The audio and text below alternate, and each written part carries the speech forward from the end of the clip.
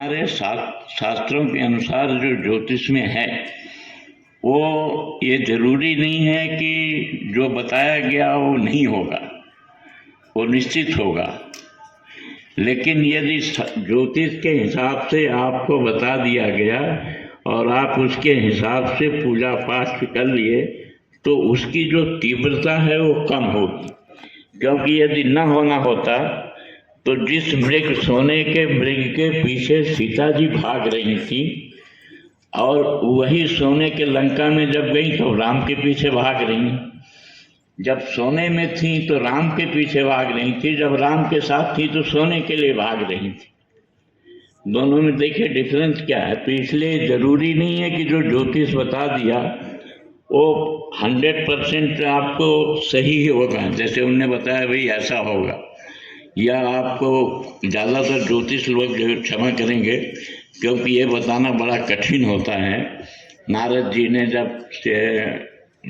इनको पार्वती जी के हिमालय को जब बताया तो उन्होंने बड़ी चालाकी से कहा, समझाया, ये तो बहुत ही गजब की हैं, ये त्रैलोक सुंदरी हैं, ये राजराजेश्वरी हैं, ये त्रिपुर सुंदरी हैं, ये ललितांबा हैं, ये ब्रह्मांड नायिका होंगी, ऐसा करके तुरंत बताया।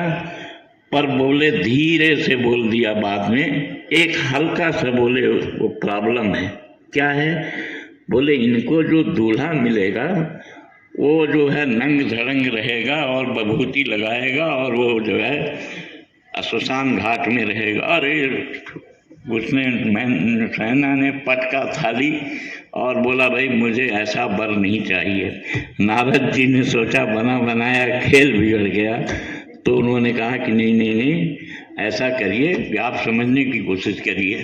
बोले हम कुछ नहीं समझेंगे, हमारी लड़की भले ब्याही न हो लेकिन मुझे ऐसा वर नहीं चाहिए।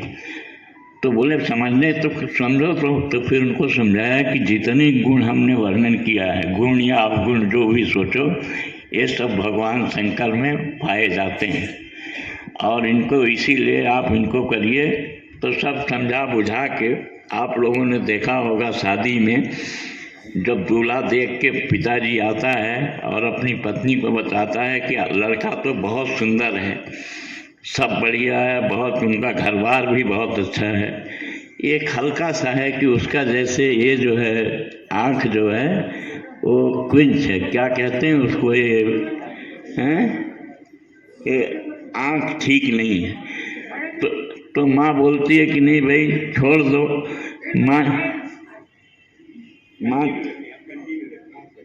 माँ ठीक हो या नहीं, लेकिन वे आँख भंवरा वाला आदमी हमको नहीं चाहिए।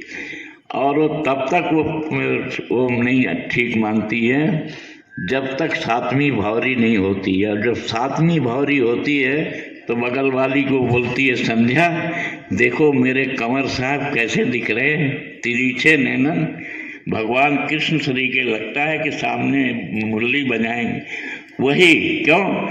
बोले राम कृपा बिन सुन खगलाई, जान न जाए राम प्रभुताई, जाने बिन न होए प्रतीति, बिन प्रतीत होए नहीं प्रीति। बहुत बड़ा लंबा कार्यक्रम है, इसमें हम ज्योतिष के बारे में कुछ जानते नहीं। हम तो चितलांगिया जी के बुलाने से आए थे सुनने के लिए, हम सुनाने के लिए नहीं आए हैं। लेकिन जो हमारा भाव था वो मैं आप लोगों के सामने अभिव्यक्त किया। मैं चाहता हूँ कि, और अभिव्यक्त क्यों किया, क्योंकि लड़का तो गया था एक ऐसे रट के नदी के बारे में और आ गया गाय के बारे में। तो अब उसने सोचा लिखूं क्या, नदी के बारे में था, गाय के बारे में था, तो उसने लिखा शिवनाथ नदी थी, दोनों कपाट में घास था और एक गाय चल रही थी, और इसके बाद आगे का पूरा ऐसे उसने गाय पर खींच लिया।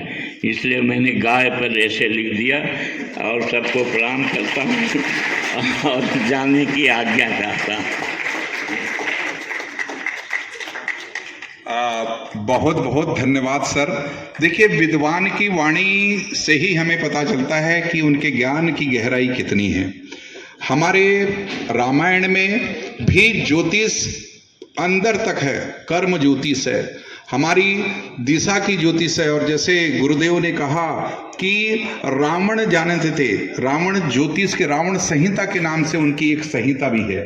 तो निश्चित रूप से हमें जो मार्गदर्शन प्राप्त हुआ है उसके लिए बहुत बहुत आभार, धन्यवाद। अब मैं मंच पर आमंत्रित करता हूं डॉक्टर एल नागेश्वर राव जी, आप आ जाएं। हमारे सम्माननीय अतिथि है और हमारे यहाँ पर टीम को मैं आग्रह करता हूं कि हमारे ब्रांड एस्ट्रोलॉजर जयंत पांडे जी यहां पर उपस्थित है, जोरदार तालियां उनके लिए।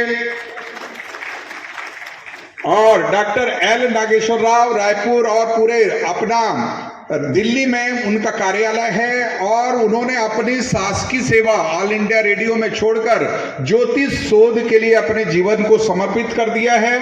ऐसे ज्योतिषाचार्य के लिए बहुत बहुत धन्यवाद, आभार। मैं श्री जयंत पांडे जी के स्वागत के लिए आमंत्रित करता हूं। बी पुष्प रत्ना जी आए और उनका अभिनंदन करें साल श्रीफल से।